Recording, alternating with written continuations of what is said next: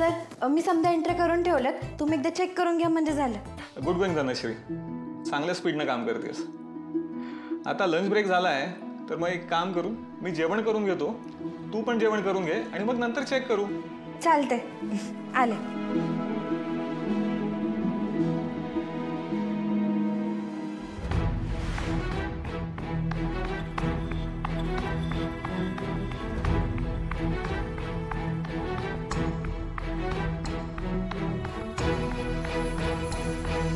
बघू आता नेमके काय दिवे लावल्यात कामाशी प्रामाणिक असणारे या धनश्रीनं.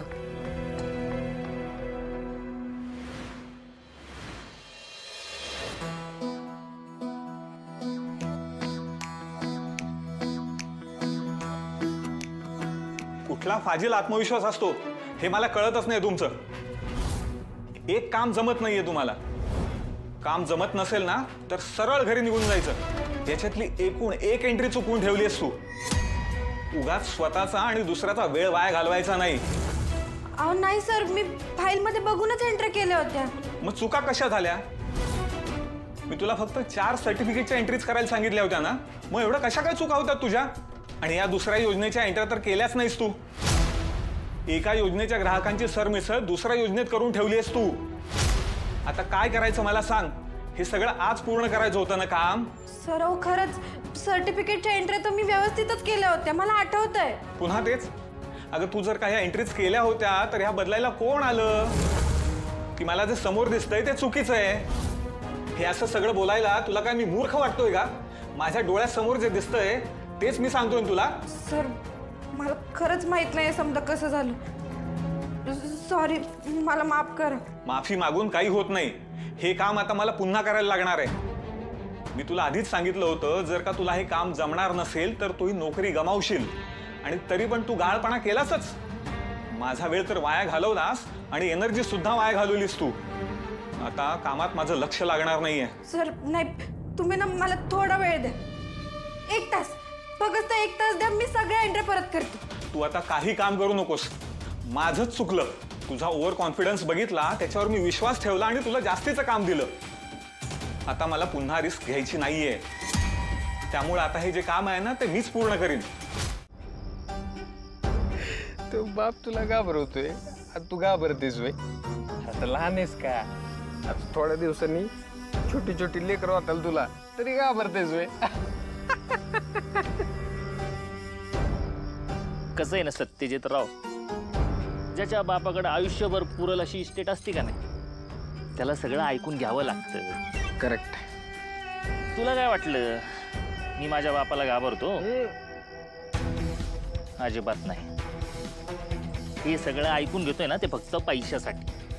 माझे हात दगडाखाली अडकलेत ना रे. बाकी सगळेत ना त्यांच्या तावडीतनं सुटून गेले, पण ती तुळजा तिचं एकदम व्यवस्थित चाललंय बघ. तुला माहितीये मोठा दवाखाना खोलते आता ती. आता गावातली लोक सगळी तिला इज्जत देणार. मला एक सांग, तिची एवढी मजल झालीच कशी? अरे तिची कसली मजल? तो आहे ना तिचा नवरा सूर्यकांतराव. पायाखाली भिंगरी बांधली, भिंगरी त्याच्या. अरे थांबतच नाही रावतो. ही दवाखान्याची आयडिया आणि त्याच्या मागचे कष्ट आहेत ना हे फक्त त्याचेच आहेत. त्या सूर्याचं नाव माझ्या पुढे घेऊ नको काय. आबरू काढली त्यानं माझी. त्याला सोडणार नाही मी. तुझा दाजी असला ना तरी. मी नाही मानत त्याला दाजी, आणि तसंही माझ्या डोक्यात जातो तो. अजून जाणार आहे,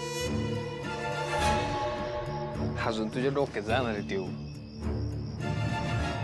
ते दवाखान्याचं फॅड जर सक्सेस झालं तर तुझ्या डोक्याला अजून ताप होणार आहे शब्द.